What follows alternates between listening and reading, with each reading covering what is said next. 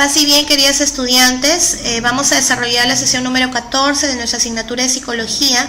Relacionamos los argumentos de las diversas teorías de la personalidad. Como indicador de desempeño, relaciona los argumentos de las diversas teorías de la personalidad mediante un cuadro comparativo. Vamos a conversar de aquellas teorías que influyeron en lo que es la definición de temperamento y de carácter y por ende de personalidad en el individuo. Y una de ellas es la teoría de Hipócrates. Como ustedes saben, Hipócrates es el padre de la medicina y él consideró que el ser humano estaba formado por 4 elementos o sustancias, como es la sangre, la bilis amarilla, la flema y la bilis negra. Hipócrates determinó que si había una prevalencia de cada una de ellas sobre la otra, es que determinaba el tipo de temperamento. Por ejemplo, si prevalece la bilis negra, el sujeto tiene un tipo de temperamento melancólico; si prevalece la sangre, es sanguíneo; si prevalece la bilis amarilla, colérico; y si prevalece la flema, es flemático. Cuando nos encontremos vamos a conversar de cada una de ellas para poder entender mucho mejor la teoría de Hipócrates. Tenemos la teoría de Kretschmer, que es un psiquiatra alemán. Él considera que el temperamento está relacionado con el tipo físico o corporal del individuo. Y él determinó que habían 3 tipos: el leptosomo, el atlético y el pícnico. El leptosomo es aquel que tiene forma delgada, rostro alargado o ovalado, sus extremidades son largas y delgadas, tiene la cabeza pequeña con el cuello delgado y largo. El atlético es aquel que tiene hombros fuertes, extremidades anchas y fuertes, y los rasgos de su rostro son un poco toscos y con cabeza ovalada. Y el pícnico es aquel que su estructura física es redonda con extremidades cortas. Kretschmer consideró que cada tipo de físico corporal tenía un tipo de temperamento. Los leptosomos tienen un tipo de temperamento esquizotímico, es decir, que son poco sociables, con tendencia a alejarse de la realidad, son tímidos, susceptibles, suelen ser callados, introvertidos, pero poco influenciables. Los atléticos tienen un tipo de temperamento viscoso, tienden a ser energéticos, en algunas ocasiones agresivos, son tenaces, son persistentes, poco flexibles, pero con escasa imaginación. Y los pícnicos, que tienen un temperamento ciclotímico, tienden a ser cordiales, prácticos, alegres, son muy sociables y tienen estados de ánimo cíclicos.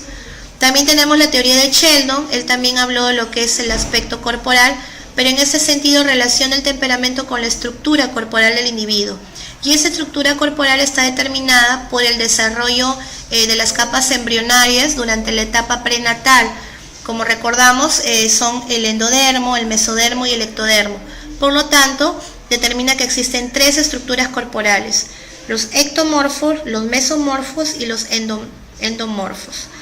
Los ectomorfos, para Sheldon, tienen un tipo de temperamento cerebrotrónico, es decir, que son introvertidos, prefieren la intimidad, son inhibidos y emocionalmente restringidos. Los mesomorfos tienen un tipo de temperamento somatotónicos, es decir, que son más aventureros, son firmes, son valientes, tienen entusiasmo por la actividad física y son muy competitivos. Y los endomorfos, que tienen un tipo de temperamento viscerotónico, les gusta mucho la comida, son muy tolerantes, son muy sociables, les gusta la comodidad, son de buen humor y con necesidad de afecto. También tenemos la teoría de los rasgos. En ese sentido vamos a mencionar a sus 2 representantes, que son Gordon Allport y Raymond Cattell. Allport considera que existen 2 tipos de rasgos: los rasgos comunes y los rasgos individuales. Los rasgos comunes son aquellas disposiciones presentes en una cultura. Por ejemplo, si comparamos los rasgos de personalidad o los rasgos de temperamento de un latinoamericano con la de un asiático, que difieren mucho en cuanto a sus características. Los rasgos individuales están divididos en 3: los rasgos cardinales, que definen la vida y personalidad de alguien y pocos la desarrollan, como por ejemplo, si mencionamos a Miguel Grau, lo primero que se te viene a la cabeza es caballero, ¿no?, que es un rasgo de personalidad que lo definió mucho a él. O Madre Teresa de Calcuta, lo primero que tú piensas es en su humildad. Los rasgos centrales son rasgos más frecuentes que describen una personalidad. Por ejemplo, si son sociables, no son sociables, son introvertidos, extrovertidos, estables, no estables, etc. Y los rasgos secundarios, que son menos frecuentes y menos importantes y que incluyen reacciones circunstanciales. Es decir, que son rasgos que no van a definir por completo la personalidad de un individuo. Cattell considera que existen dos tipos de rasgos, los rasgos subyacentes o originales y los rasgos superficiales. Dentro de los rasgos subyacentes se encuentra el ergios y el metaergios. El ergios, que son disposiciones psicológicas innatas, y el metaergios, que son disposiciones psicológicas aprendidas. Si lo relacionamos esos aspectos con los componentes de la personalidad, podríamos decir que el ergios se refiere a lo que es el temperamento y el metaergios se refiere a lo que es el carácter. Y los rasgos superficiales son frutos de la observación y una descripción directa, es decir, cuando tú conoces a alguien y la describes en base a lo que tú conoces en cuanto a sus características de personalidad. También tenemos la teoría psicoanalítica, que también ya la hemos visto, de Sigmund Freud. Freud considera que la estructura de personalidad está basada en tres aspectos: en el ello, que es el inconsciente, el yo, que es el consciente, y el superyo, que es el preconsciente o el subconsciente. Asimismo, él habló de las etapas del desarrollo psicosexual del individuo y lo dividió en 5, que es la etapa oral, la etapa anal, la etapa fálica, la etapa de latencia y la etapa genital. Estos aspectos ya lo habíamos tocado, pero cuando nos encontremos en clase vamos a recordar cada uno de sus características. Y por último tenemos a Jung.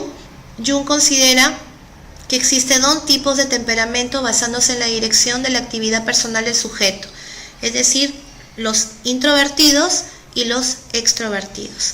Vamos a definirlos también en clase para determinar cada una de sus características. Bien, queridos estudiantes, eso es todo por el día de hoy. Lo que voy a necesitar es que para la clase ustedes tengan esta información en su cuaderno para poder explicarles a detalle cada una de las teorías de la personalidad. Muy bien, que tengan un día de paz y bien.